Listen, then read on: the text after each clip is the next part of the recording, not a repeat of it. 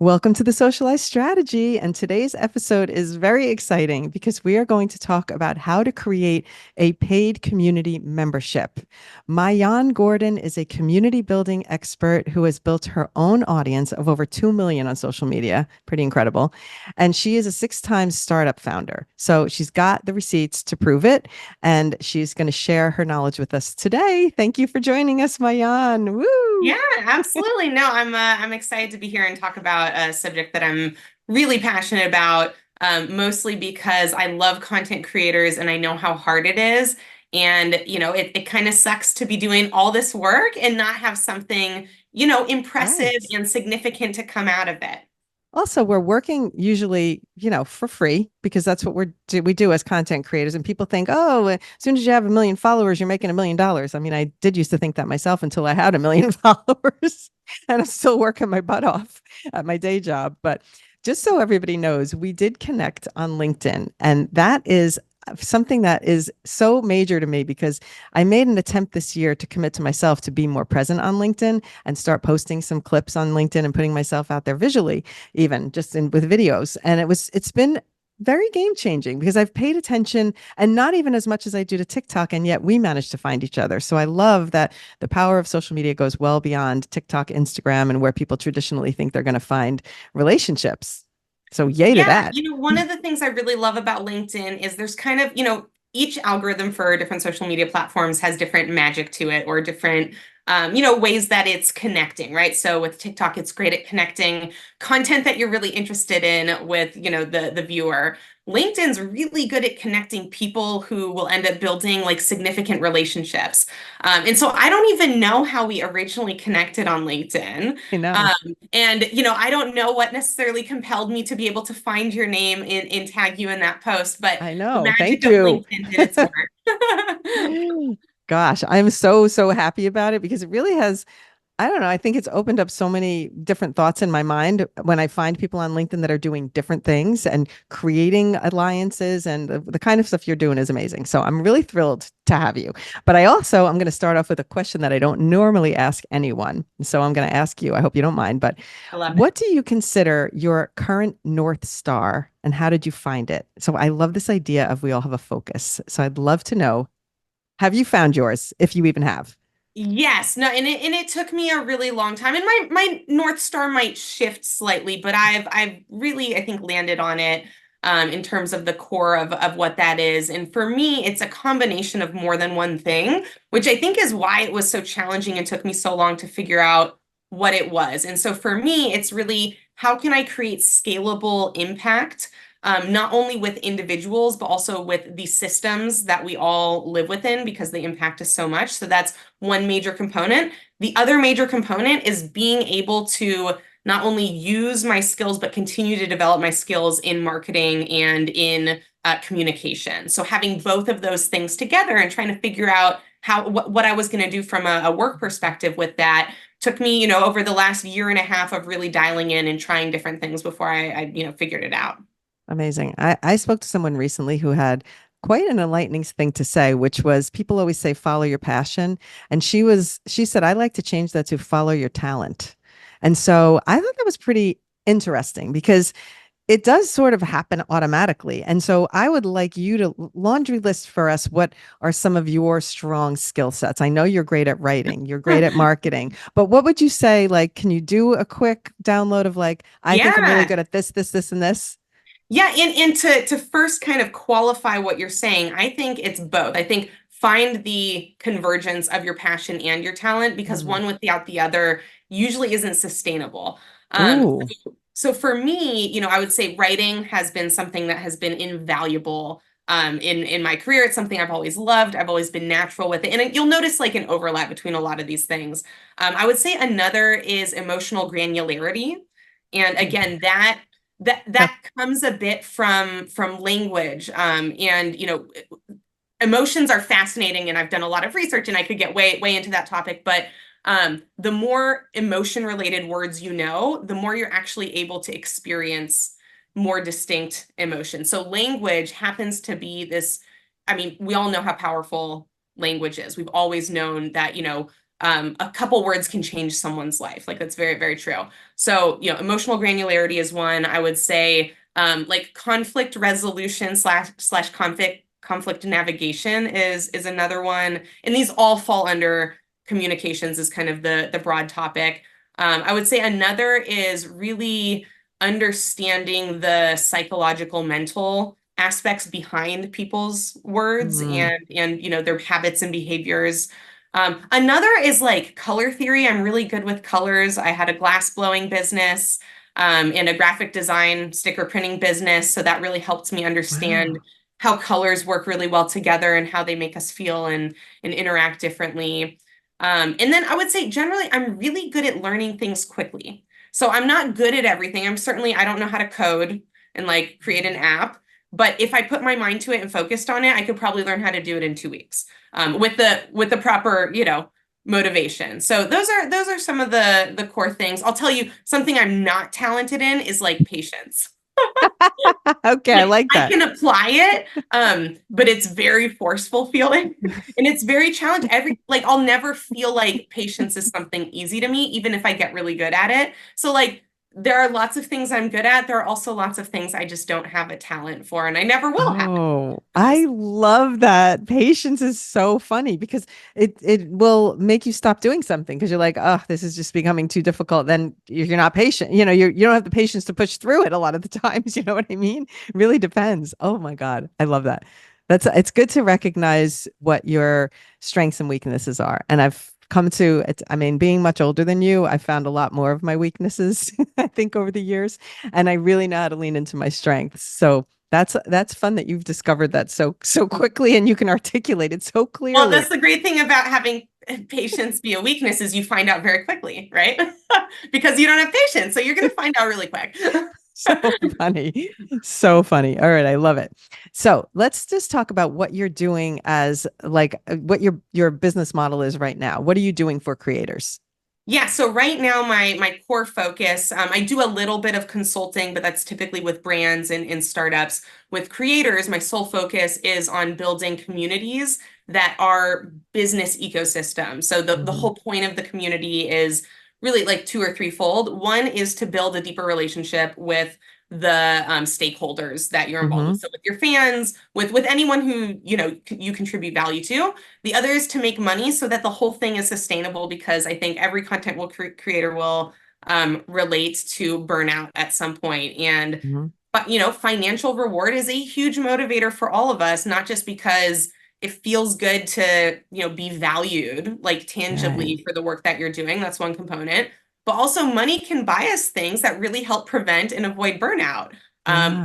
Like breaks and vacations or your favorite ice cream bar at your ice cream shop or, being able to give to charity. Like that's, a huge motivating factor for me. I'll work a lot harder sometimes for someone else than I will for myself. And Yeah. so, without a financial component, I think, content creation is not a sustainable, like over the course of 10 plus years, endeavor. Right.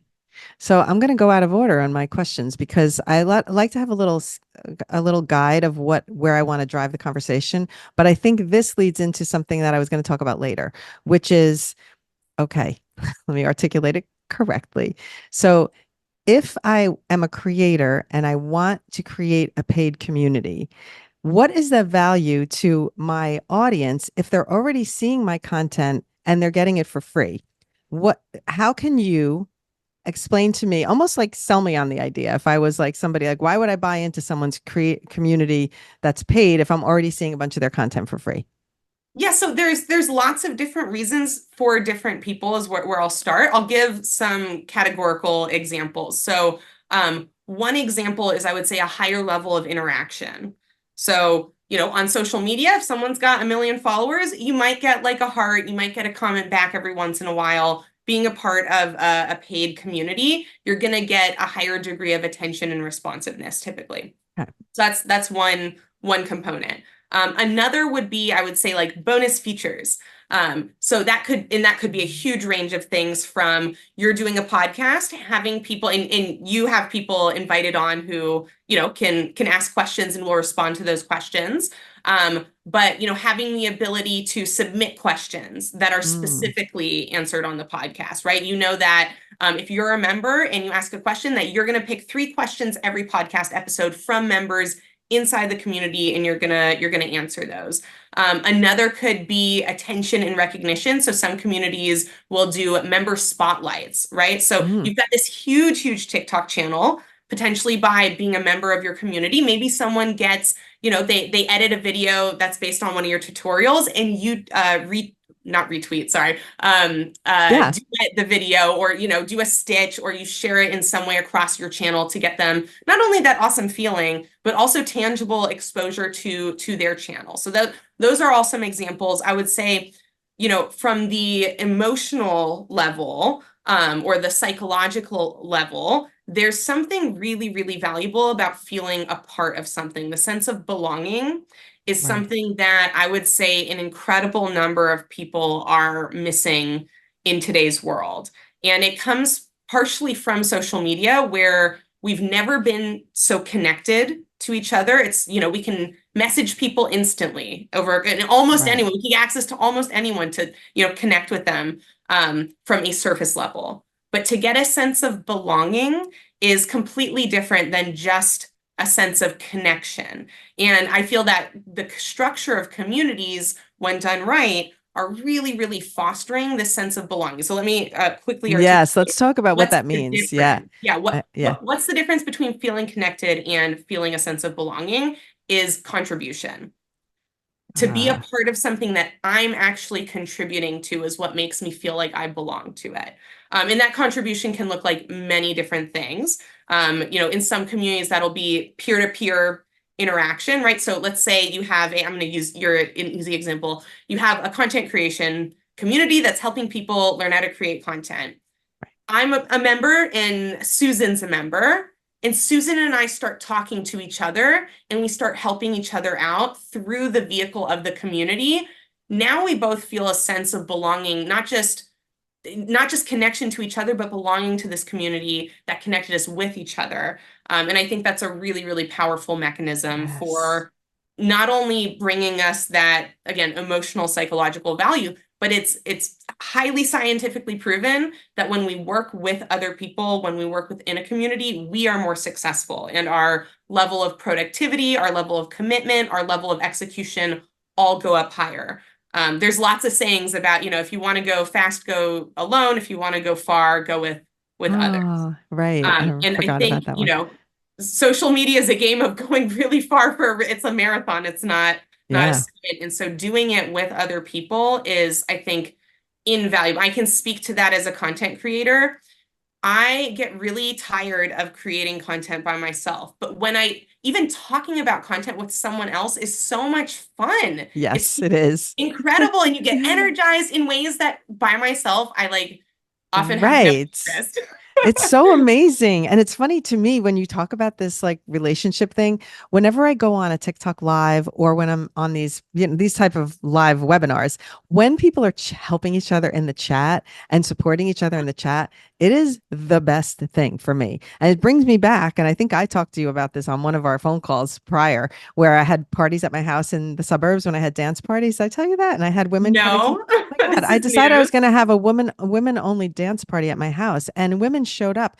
70 women came to my house on, I think, the first one. I didn't even know most of them. Somebody invited somebody, and their mutual connection was that they were all part of this idea that I had, that women don't get to dance enough, and we're going to make our own dance party. And we're suburban women. It was such a hit that it was like devastating to them when I left that community, because my dance parties were epic. But I have always loved bringing people together and having them really enjoy each other's company too. And I Yeah. think that's what part of me is missing that from my content right now, because I only get it when I go live. And Yeah. that's it. Otherwise, it's like, yes, I see the chat, I see the comments, and I can individually respond to them, but I'm not bringing, somehow it doesn't feel like I'm bringing people together. I don't know. Yeah, and it sounds like it's strange, but a lot of how we feel about things does come from just the design of something. And Mm. an easy example of that in an external way is restaurants, when you walk into them, feel totally different. Simply, they all have the same elements. They've got chairs where you sit, they've got Oh, tables, they have a way, they all have the exact same components. each one of them feels totally different to us Oh. because of the decor. And so when you think about building a community, that decor or like the user Mm. interface, the user experience, um, makes a huge difference, even though you think, how could buttons being in this part of the screen versus this part of the screen, is that really a contributing factor to how I feel about a community or the value of a community? Mm. Yes, as much as the decor is a contributing factor to how you feel about a restaurant and how much money you're willing to pay at that restaurant. Gosh. And so when people are in a community and they're how does the connection happen? Are they joined in a workshop? Just give me some example of how they Yeah, get and again, joined. there's the cool thing about communities is they can have, all sorts of different structures. So one way is through a community chat feature. So that could be a WhatsApp group, it could be a Facebook group that's exclusive and private to the community. Another is through just live ask me anything Oh, Zoom, calls. So there's one community that I manage where we just did a Zoom call 2 days ago, and we had 75 people register and like 55 people showed up. And there were, amazing. like when you do the gallery view, Oh, I love that. and there were like three full screens of people, which was so cool. Again, in talking about, user interface and God. design, just to see that many people's faces That's so on a cool. I call. didn't realize that when you did that, it would be seeing the actual faces. That's so much As long as they fun. have their camera on, Yeah, yes. yeah, yeah, of course, of course. I mean and that's an option that you don't have to. You can be part of it without your camera on. But I didn't Yes. even process that. I kept thinking it was more like this, where someone's in a chat versus an actual meeting. I love that. Yeah, so, and again, there's lots of different structures. So this I would say is more of a workshop structure where Hmm. there's panelists or there's workshop leaders or speakers, right? There's a podcast. So there's main speakers and then there's everyone who's listening. But you can also do a format that is more like the host is saying, here are some things that are new, here are some updates. And here's a topic of conversation I want all of us to have together. Amazing. And then, who has a question about this topic? The host often sharing like their insights, but then other people contributing and saying, here's what I think actually about this topic of Yeah. conversation. So that's another way. I would say a third way that's totally different than both of those two is through challenges. So having a 7-day challenge where everyone in the community or whoever signs up for the challenge is participating in shared activities and then being able to connect with each other around specific activities that other people are doing, I think is another Oh, really I cool love have that. that interaction. Yeah, at some point I would love to just even poll my audience on how many people would love to have a challenge, and just see what that would be about. Maybe I could do that through the And newsletter or like that's something. another one. Polls are a great feature where Oh, so people miss out on the crucial step of the poll, which is after you take the poll, you share it back with the community and you oh, get them to interact with each other on the results of the poll. Is I think oh. a really cool, again, mechanism for getting people involved. Or even again on a live Zoom call, doing a poll for the audience, right? Right. And then pulling it up and saying, okay, here's what's going on with the people who are on the call right now. Like, let's talk about this. Or someone who voted this answer, could you share what your Right. thoughts were behind, this response that you That's gave? so, oh, that's amazing. I love that.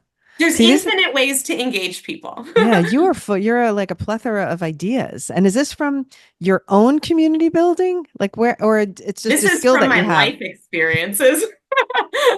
I mean, I've had in 33 short years, I've had several lifetimes worth of My experiences God. from you know being homeless, and let me tell you, you talk to a lot of strange people Oh when God. you're homeless, because you don't have like a lot of control over a lot of your physical circumstances.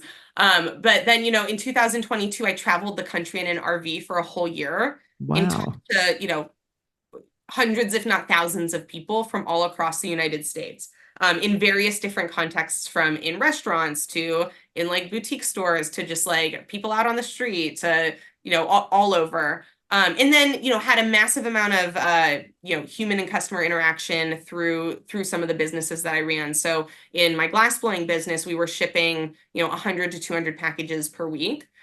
For at least 2 of the 3 years that we were like really going. And every single one of those packages we shipped came with conversation, that Oh I my God. had with because we didn't have it set up on an e-commerce store because every single piece we made was slightly unique. So we used Instagram and we would just post every single thing we made, and then people would, message us and comment and say, "Hey, I want to buy this thing," and then we'd have to direct message them to actually close the sale and then send an invoice for it. Mm, Versus on an e-commerce site, people just buy stuff and you're not having a conversation with them. So it was extremely manual intensive, but I gained this lifelong benefit right. of, I've talked to a lot of people, and that's Oh, just yeah. really helped me understand how people think. And then paired with that, I read a lot of books and I've done a lot of research and I've listened to a lot of podcasts. And I'm just very, very curious about many, many different things. And so I mean, like a lot of the stuff I know is not stuff I completely came up with. I've collected it Oh, from right. You're a many, many sponge. other You're a smart sponge. people. Yeah, You are. exactly. You're a sponge. So how did your just I have to digress onto TikTok for a minute because we kind of glossed over that you have 2 million followers over there. And I don't know how active you still are. I noticed that you I'm have some pretty recent posts, non-active. but not as Yeah, active as you were when you built it, obviously. correct. So Yeah. how did you build the two? How did that happen? The big TikTok following? Yeah, so this was after 2018, our Instagram page. I don't want to say it got shadow banned more than just the algorithm changed, and Mm. we really like got hit hard from that. But we went from having, 50,000 like new audience who had never seen our page before every month engage with us to, it wouldn't go above like 100 or 200 people And per month. what's your content page? Like what's the niche It of your was so this was why I was running my glass blowing business. So Okay. it was me posting all the glass pieces that we Got it. made. Got it. It was pretty sales focused. It wasn't very personal brand or anything. And so, we took a really big revenue hit from that. And I joined TikTok. This was early for TikTok. It was still 2019. Wow. Hmm. And I was very confused why there were like just videos playing. Like it was very confusing coming from Yeah. Instagram onto TikTok. And I was in this phase where I realized I was going to have to start learning things again because I didn't feel like I was having to learn things previously. I just was good at figuring things out and Sure. like things came more naturally to me. And I said, all right, this is part of my new learning phase. So I'm just going to post a video every day on TikTok and I'll start figuring stuff out from doing it. And about 2 weeks in, I woke up, and I think this is a common went viral overnight story. I woke up and there were 99 plus notifications on my phone. I went, wow, that's a lot of notifications because I had like 2,000 followers, which even that to get 2,000 followers in 2 weeks is a huge growth Yeah. trajectory. It is. So I open up the app and there's just real time like notifications inside the app of like, comment, follow, like, and I'm like, what is happening? And I'm a little bit panicky inside because I've had stuff go viral on Instagram for like really negative reasons where there was Oh like no. hate messages and other things like that. And so I'm like a little panicked inside. I'm like, uh-oh, did I do something wrong? I look at the most recent post and you know how TikTok shows you like how many views before you even click on the Yeah. post right on the thumbnail. And it had 1M. Oh my And I was God. like, what is happening? So I click on the video and there's thousands of comments um, and over a million views. And so then I became really fascinated. And I was like, this is a mystery. I have to put on my detective hat because none of this makes sense. And I'm going to solve the mystery. So I go into the comment section and I see like many different comments, but there are some that are repeating over and over again, which is very typical of TikTok. If Yeah. something goes viral, oftentimes there's like a very clear reason and there's like this subculture Yep. language-based context to it. And so a lot of the comments said Visco girls have entered the chat and a lot of them had SK, SK, SK, SK. And I was like, I don't even know what's going on here. So I Google and I look up what's a Visco girl and like don't get an answer that is satisfying because Oh, I see like a Visco girl wears a scrunchie and has a hydro flask and cares about turtles. I'm like, but what is that? Like what that's I don't right. understand. Do more research and kind of figure out it's a kind of like back in the day, like a Hollister girl or like Oh, okay. it's like how you would describe a particular group of young people who have shared either physical traits or dressing and other little shared habits. Um, and I learned that the SKSK is how they laugh. Oh my God. So, so immediately I feel very old because clearly I'm out of touch with what the younger kids are doing at That's 28 years crazy. old. I'm like, how is 28 out of touch these days? Um, but now I'm much more interested than I've ever been. And so I was really curious, how could TikTok deliver a video to 1 million people when I only had 2,000 followers? How is it doing that Mm. from a logical technology standpoint? So I started doing some research into AI, start learning a lot about how AI has advanced, especially in China. So America has relatively caught up to China, but back, 4 or 5 years ago, actually China was ahead in the AI kind of races for Hmm. a lot of reasons, including like governmental support and other programs that they had. Um, and so I all of a sudden go, oh, well, if I had all of this capability and I had all this data, what would I know what the goal of a platform is, right? It's to have the most number of users on it, spending the most amount of time on the platform. Like it's that part's easy. We know what the platforms want. So I said, if I know my goal and I know my tools, how are they using the tools to reach the goal? So I Right. So came up you're with a number. analyzing. You're almost like an analyst, really, Yes. and you So figured it out. yeah, I I don't want to basically waste too much time on yeah, no, TikTok because I want, yeah. I'll close it. So I Okay. basically figured out how some of the ways TikTok was working. I ran some, experiments on there that worked really well, and I gained a ton of followers. It's insane what happened to you over there. My God. Yeah, And but I will say growth was so quick. Even 2020, when I got on, growth was pretty quick. Now it is harder to go viral. for It's sure. people are very choosy about who they're following. So, Yes. all right, I want to go back to the community discussion because I want to get an understanding from you in terms of creators. Like you're helping people build communities now. So, what is the criteria you look for someone like that would should monetize their community? Yeah, so I think one of the top criteria is, you know, are they in a niche that people are willing to pay for? Because there's some things people are very interested in, but not interested to pay money for. Okay. I would say those things tend to like what are people willing to pay money for? Something where there's a tangible result. So for example, if you're a fitness influencer, that's a awesome category because people there's it's a huge multi-billion dollar industry existing already where people are going to pay to get in shape. It Yep. already exists. You don't have to create it. Fact. Easy. Yeah. If have an account that's all about identifying different types of butterflies, that's going to be a lot harder. Now, I'm Right. not saying it's not like, certainly it's something that you can have a smaller, I think, monetized community. But again, I'm looking for things that are pretty scalable, Okay. beyond not just the initial community build, but into something that's an even bigger business and brand. So for me, that I look for scalability. And then I look at audience and content, right? So, how many channels are they on? How consistent, like how frequently is someone creating content? Because a lot of people, like, I would not work with myself. And that's to I say like that. I am That's building communities for honest. myself, but I wouldn't work with me because I don't post frequently enough. Right. You're And busy doing other things now. I'm busy doing other things. Um, so that frequency of content's really important. And I would say another is, the way in which your audience is engaging with you, Okay. coupled with what kind of content. So is it entertainment or is it value-based content? I think Okay. entertainment's again, a lot more challenging It is to, challenging. to monetize versus if there's a specific tangible value people are getting.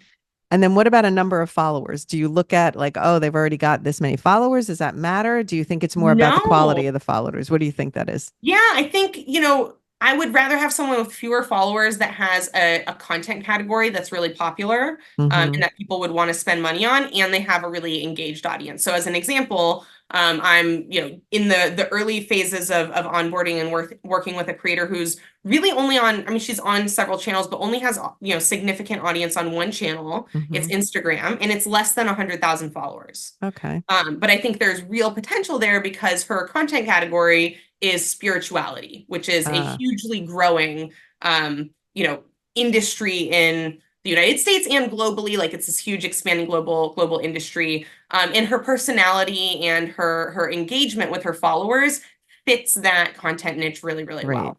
All right. All right. So now somebody like that, how would they get started and then promote? Like there's so many levels to this. It's not just like, oh, I want to have a community. Also, then you have to convince people to join it. And Yeah, talk to there's me a about lot of that. steps involved, and each step has a lot of thought that has to be put into it. So, where I always start is really thinking about what is who is it that you're serving, right? So who's the avatar? Who is this community being built for?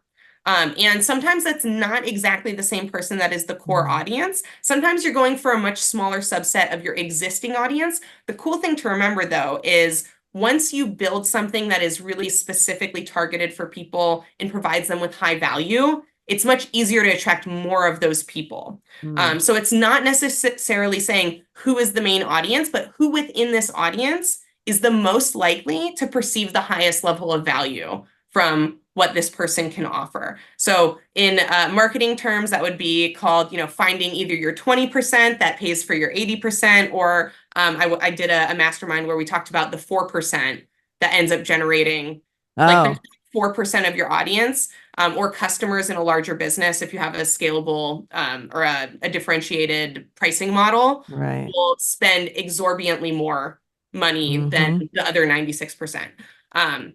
So, figuring out that core audience who you want to serve, and then figuring out what I call the offer stack, right? What are the different offers at different price levels, including free? What are you going to offer people for free that builds a relationship and that gives them value? What are you going to sell them that's, easily accessible in a low price point? What is going to be your mid-ticket offer, and what's your high-ticket offer? Because Right. once you have that kind of offer stack, then you can understand how to build the ecosystem around it to really foster all of the things like belonging, connection, value, and engagement. Right. Because it's sometimes I think a lot of people have trouble figuring out how to, I don't know, communicate the things that they are really good at without feeling like they're being coming in a salesperson. I think a lot of people struggle with that. I can see it innately in videos when I'm watching. I may not be able to articulate it, but I can feel it. You know what I mean, right? Yeah, When and it's, I think that's why it's really helpful to have like other people. Like even if you're not going to hire someone to work with, you should still probably ask your friends, like and run your like have a little focus group of people that you run your ideas by, and you're like, mm, I'm thinking of charging this much for a course, but I don't know right. how I feel about it, and then they'll pair it back to you or tell you, absolutely, in fact, that's too little money, and here's why. Because this part of the course that you're going to offer is actually the part I care the most about, and just for that part, I would pay twice Mm, what you're asking. And then you can go, oh, okay, maybe I should focus the whole course on this mm, subject. Maybe that's the thing that is super high value, and the rest of this is more fluff. So I think getting feedback is, critical, not right. just from, and that's stage one. I think stage two is getting feedback from your audience, Right. right? And getting them involved in saying, before you even create something, hey guys, I'm thinking about doing this. Would you guys prefer, like, what would you guys find more value in, A or B? Right. If I created this, how many of you guys would be interested to sign up? And that'll give you a really good pulse before you even get started. And at the same time, you're literally building and, Yeah. and generating leads for something that you possibly will create. Yeah, yeah. It's not easy to separate yourself from what your expertise is and knowing that that value is so important to people because a lot of times I take for granted the things I know. And then I'll have one simple conversation with someone and they're like, I had no idea that that's how that works. And I'm thinking, doesn't everybody know that? It's really simple. I mean, I just did this with the term POV because there's a lot of people on social media that use the term POV this and POV that. But a woman made a video and she said, I didn't know what POV meant. She was like Gen X age, I guess. And she Yep. asked her kids. They didn't tell her it stands for point of view. They said it's when the person in the house does the thing and then that thing. Like they could explain how to use the term, but they didn't know what it meant. And I was like, my God, there's so many things like that that I take for granted that I've picked up over the years because I'm in the field of production and I'm in that creative industry and I have those terms in my head. It's like innate to me when other people just don't see it that way. But we take for granted our knowledge, don't you think? Yeah, and bringing it back to what you said about talent, part of an indicator of talent is that you think something is obvious. Yeah. Um, Oh my God. which is why you don't that's why we don't recognize our own talent, because we Oh my think God. everyone has it. That's a mind explosion right there. I Yeah. never, oh my gosh. Because it I does happen experienced to the me a lot. exact same thing when and again, how did I break through and understand that I had talent in marketing? I had a lot of conversations where I shared stuff that I thought like I did this thing everyone knows how to do, and people would go, "That's brilliant." I would go, Really? but but it felt like I felt like I was stupid for taking so long to figure it out. Oh my gosh. That is so crazy. Oh my, all right. You just blew my mind with that one because I really never thought of it that way. I never had anybody frame it that way. So, in terms of building a community, if you're a creator, what would you say the most challenging thing is for people who would want to take something like that on? And Yeah, I mean, I could tell you with me even thinking about it, it just seems so overwhelming that I'm like, I'm already working and I'm doing this production and then I'm doing my content and I'm keeping up with my Insta. Like it's almost seems overwhelming. So to me, I think that would be challenging. But tell me what you think other challenging elements are.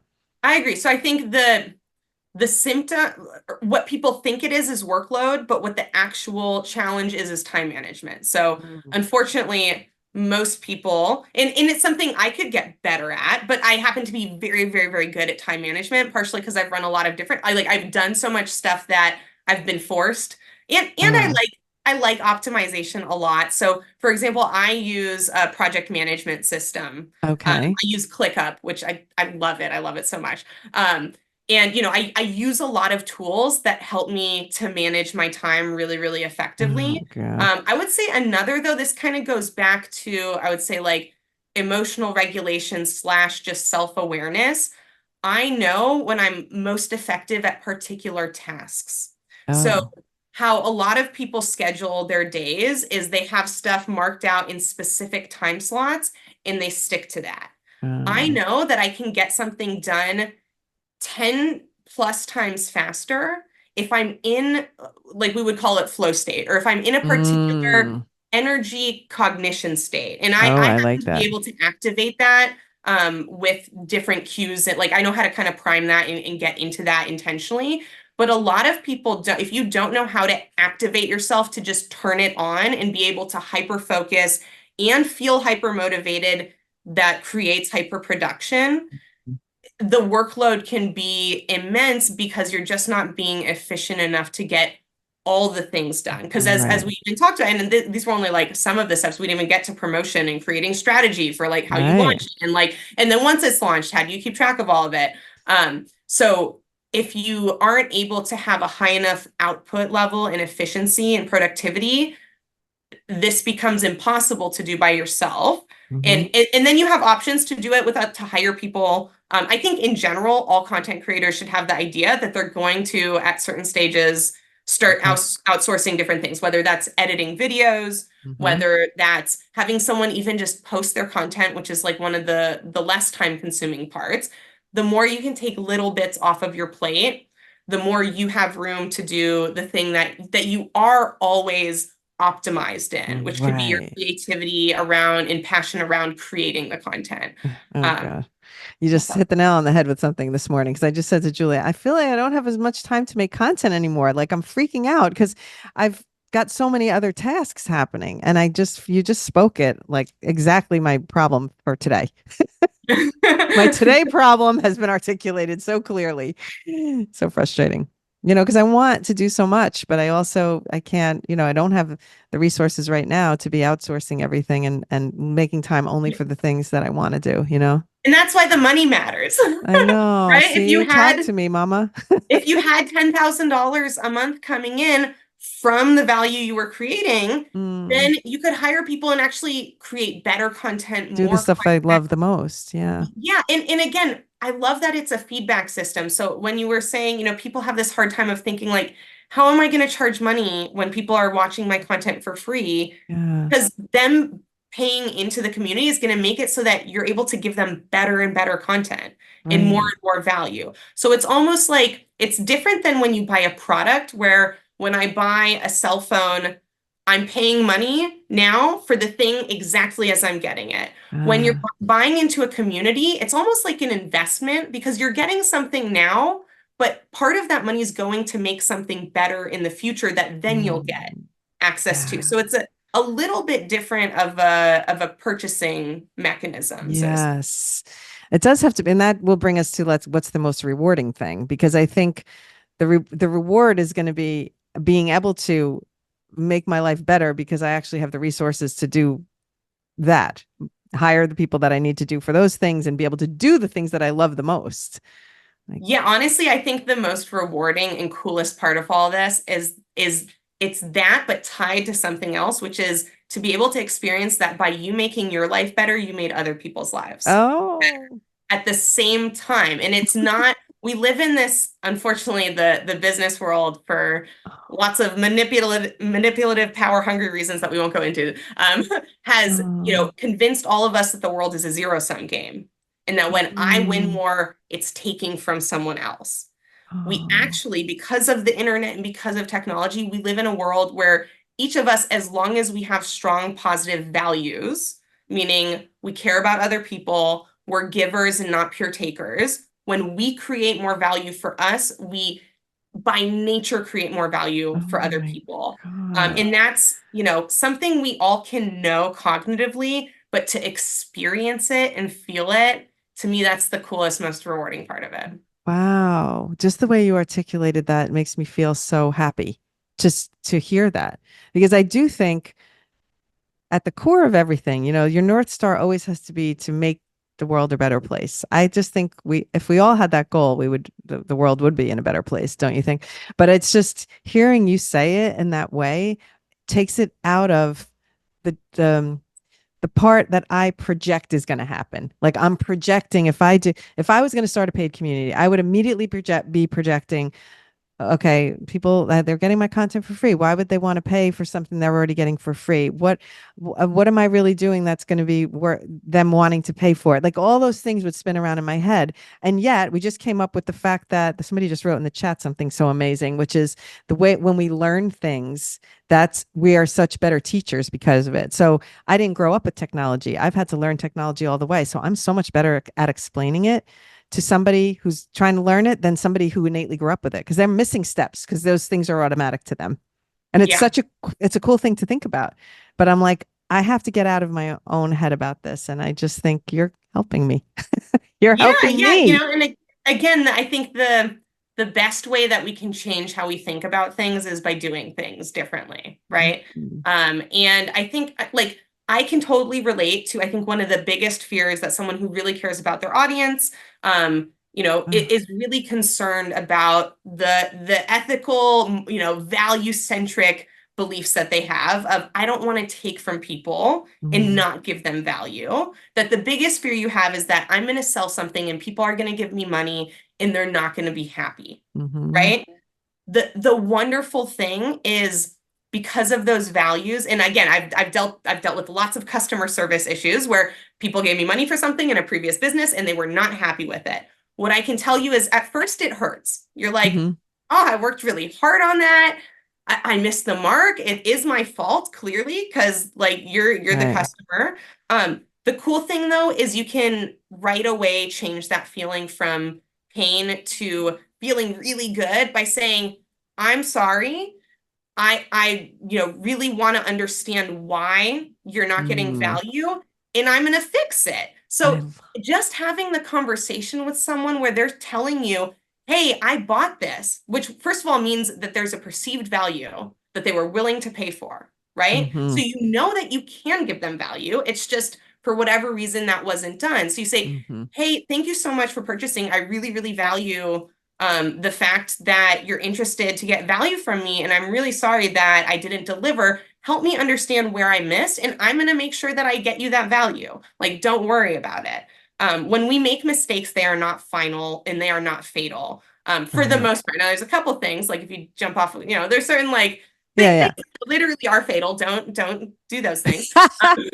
So stay away from Here's tigers. Like, don't pet the tiger. That could be a mistake. But everything else is for the most part something that as fixable. long as you have the ability to have a conversation with someone, which if they're communicating saying, hey, I'm unhappy, you're now in a conversation. Great. Yes. How are we Uh, fixing this? Or what can I yeah, do to that make this better? you can remedy that. And what I I've hear you. seen consistently is when you take the time to do that in a way that makes the person feel heard, acknowledged, and valued, they go from being someone who could have been like the most unhappy customer ever to a super fan. They go, Mm.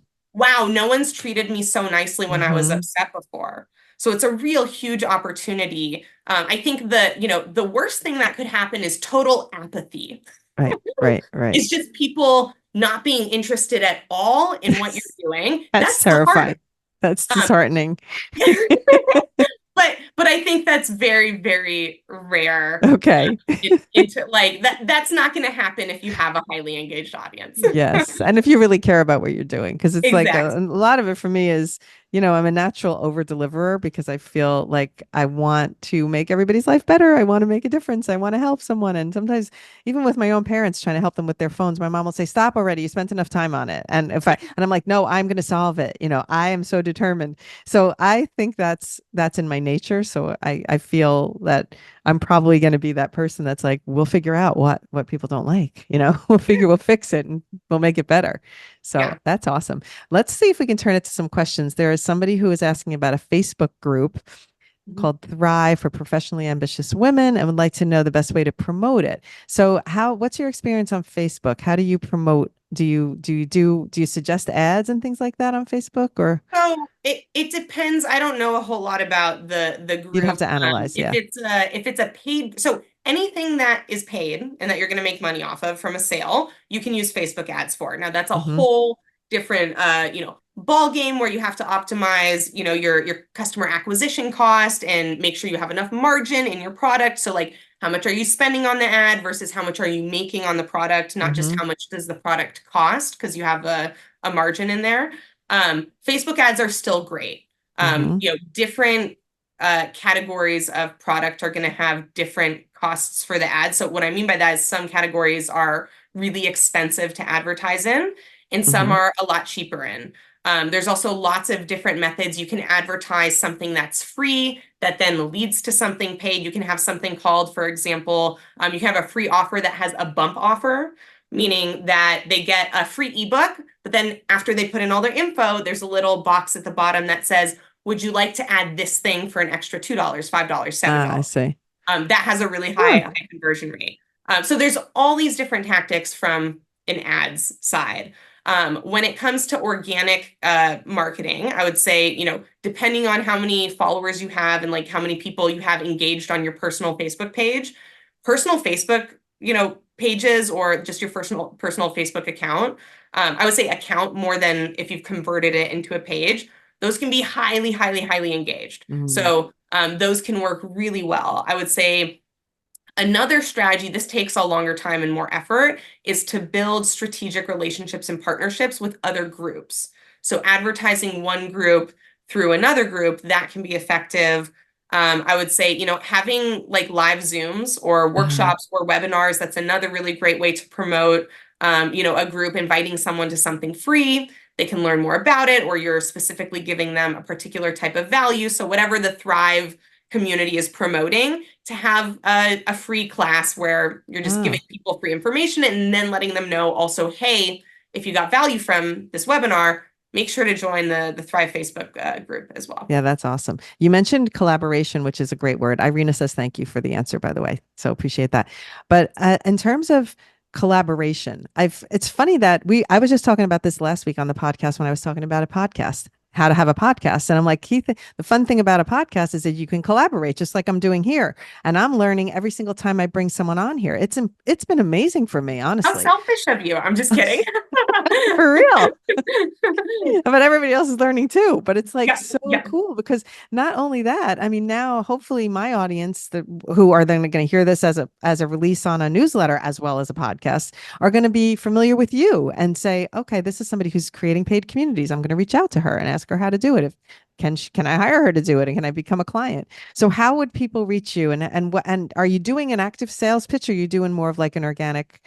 How are you collecting your clients Yeah, currently? so I mean, I've been getting a lot of good referrals from people. I also have like a robust network on LinkedIn and through Instagram, and I just have a really good network. So I've mostly been tapping into my network. I would say luckily I'm at a point where I probably only have capacity for a couple more people right now before I then have to go Good. into a hiring process, which is great. Um, But yeah, I mean, people can reach out to me. LinkedIn's the easiest way to get in touch with me. Okay. Um, so I don't know if you could probably link my Yeah, link. I'll link that in the Also, newsletter and if the you show type my notes. name, it's unique enough. Like I'm sure I'll pop up. It sure is, Maayan. Yeah.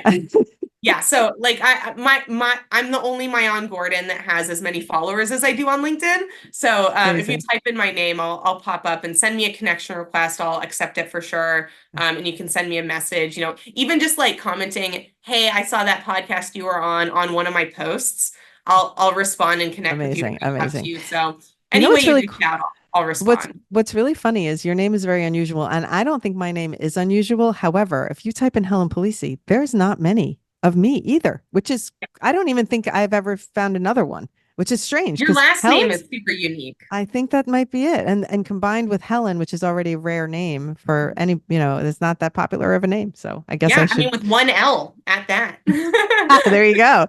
It's interesting. But so I guess we're both lucky in that front. You have to help me with LinkedIn too. I'm like really excited to Yeah, talk to you about that. I'm gonna help We you should with do LinkedIn. we should do a I'm a whole huge fan of deep dive LinkedIn. on LinkedIn. And I was so this year I was like, I'm going to do more LinkedIn and I really went hard from January and I found I had a thing where I talked about this another time where a client I was working with and I'm so used to people now saying when they meet me in person, "Oh, I feel like I know you because I've seen you on TikTok." This woman said, "I feel like I know you because I've seen you on LinkedIn." I almost like fell over because I don't have a big following on LinkedIn, Yeah, but it proves that it's not the size of the following necessarily. It's who's watching. And yeah, those the people on LinkedIn that are watching are tend to be more in a way in a different area of wanting to hire you. And that's where I think that changes the game a lot. yeah. No, I mean LinkedIn, right? It was built as a like back in the day, it was just a black book for people to Right. have their contacts and get jobs. But it's primarily it's a place to help people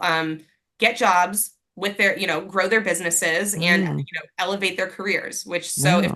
if you're interested in making money or getting more clients or getting a better job, like LinkedIn is the place for you. I think that's everyone. Yeah, I guess so. The unfortunate thing is that a lot of people on LinkedIn are immediately like going into the chat with like a sales pitch, and that becomes like, Yeah. ay, ay, ay. So it's a tricky thing to navigate, I think, even though Yeah, a lot of people hate LinkedIn because there's so much, they call it pitch slapping, which is a great term. it Um, is.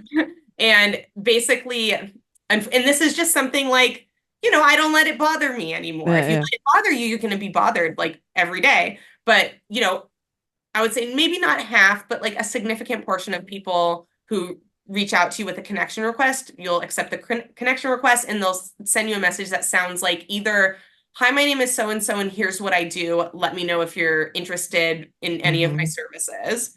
Which, like, even if I was, now I'm not. I know. um, and the other is, I would say, people who are a little trying to be a little bit more sneaky and they'll Yeah. say, "Hey, I want to get to know you. Let's hop on a call," right away before they've like actually made any effort to get to know you. And what they mean is, "I Yeah. want to get you on a sales call ASAP and sell you." Yes. So that's, for me, I think that creates actually a big opportunity. Any place that's super salesy, I see as a place that is easier for me to sell in Oh my because God. all it means is all I have to do is be human Be and like human. actually care about people. And I will seem so amazing compared to all these salesy people just Right. because I like genuinely want to You know how you're actually care. feeling and what you've been up to. And that feels good. Like, I don't know, it feels bad for me to be just like salesy anyway. So I don't want Yeah, to. yeah. I have the same problem. I think we're cut from the same cloth in that way. I don't you don't have to buy this. That's why I've never was like one for the TikTok shop. I'm like, I'm not going to try and sell you a water bottle or like a try. Did the test once and I thought, okay, I could be good at it, but it's just not what I feel comfortable doing. So Yeah. doesn't feel No, good to same. me. Like for me, I love sharing stuff, but literally the difference between going, "You guys, this is so cool and I love it," and, "Hey guys, check this out. It's so cool. You should buy it." The second one feels so bad to me. And the first one, I'm very excited to like share the cool Lego I bought. I don't need to Oh tell you to buy it. If you God. like it, go buy it too. I just want to share it Amazing. with you. Amazing. You're amazing. I think I'm going to be your next client. Let's just put it on record right here All and right. now. Okay. Do we like this? Because I I mean, I do. think what I'll say is I think you're incredibly set up. When you said who's a good Mm, person for me to work with, why you would be a great person is you also have an email list. And I think the email list is one of the most undervalued things Mm. that literally, no matter what level content creator you are, you should start in a newsletter. You should start Ah, some good type of email advice. list because at least then you have people's contact info. On social Yes. media, you are relying 100% on the algorithm reaching people. You Yeah. cannot message people like in mass directly. You can do it one-on-one, which is would be crazy if Oh my everybody God, crazy. And the algorithm it is so crappy on every platform right now. So is. you It cannot. is. I've always said that. I think early on, and I'm like you a little bit, I'm a sponge when it comes to social media things. I listen, I learn, I listen, I learn. Sometimes I don't even remember where I get it from because I'm always absorbing. But I remember an early experience on the app of somebody suggesting an email list, and I thought I'm getting on that immediately. And so before I even had the Socialize email list, I did like a mothership email list. So I already had, when I started the Socialize list with Julie, I already had 5,000 subscribers from my mothership one. And that was just from, I wasn't even sending out newsletters at that point. I was just collecting the emails. It is super smart. And I love the email list and I love the podcast. So it's funny that I have evolved from loving making content to loving podcasting almost more and creating that newsletter reach out. Cause I think I'm in touch more. And I think that's what Yeah. I like. I truly No, like being I in touch I more. totally get that. And again, like you said, we're cut for that same for me. To me, for me, the motivating factor, the only reason that I feel motivated to post on social is if someone responds to it with a comment or a Mm. direct message. The views mean, and I'm not trying to be like Oh, ungrateful, but they right. mean nothing to me from a motivation point because I'm not connected to any of the Yeah. people who saw it. But if someone messages me and says, Yes. hey, I really like resonated with that Me too. post you did, which is why I spend much more time on LinkedIn, is because I get way more of that Mm. interaction, direct interaction with people. And on TikTok, I don't get direct You don't interaction. get it. Right. I And actually have the partially that's opposite. because I don't try very hard, but I honestly say I almost like when my posts do worse because don't have as many comments and then I can respond to them all yeah, and I yeah, can have more time. So it's a weird backwards thing. That's why people are like, "What? Don't complain about your views. Be happy that you can answer every comment because there's times when you can't do that." So I exactly. guess I do. Have always appreciated and I've always thought of it as one person watching, and that's how I still proceed. But I have enjoyed this so much. I've learned so much. I hope everybody that's here live has learned, and now anybody that's listening to it in the future. So thank you so much for being here. You're wonderful. You can find Maayan Gordon. I'm going to put her connection in the show notes. We'll have some other little tidbits in the show notes for you, and you can reach out to her if you want to learn more about what she's doing. Yeah, Thank you I'll for do being here. one last pitch. I'm going to give you a link to since we're talking so much about LinkedIn and I love it. I created a free LinkedIn profile checklist to help people opt because the I need profile, that. it really does matter if you don't have like some of the elements. People either think you're like not a real account or, it's just like similar things. So, and it helps optimize. So I'm going to send you the link. Anyone who wants that, it's completely free. I'm Um, linking and doing it. Whatever. Is it so it's a checklist you go through and make sure It's your a checklist. profile? Yeah, I have to double check that you can click boxes on a PDF or if I need to have it as a Word document. Okay. But yeah, it has check boxes. It has like little Amazing. bonus tips and exercises. So it's very actionable. Yeah. Absolutely. This is a pitch for LinkedIn because I think more people should pay attention to it. I'm Yes. so Yes. happy I started paying attention to it. 2024 was my big pay attention to LinkedIn. And it's Amazing. served me well because I'm getting a lot of professional production work from it thanks to that. So, That's awesome. all right. Well, thank you so much. And I appreciate you. And I will see everyone else on Tuesday. Bye. Mwah.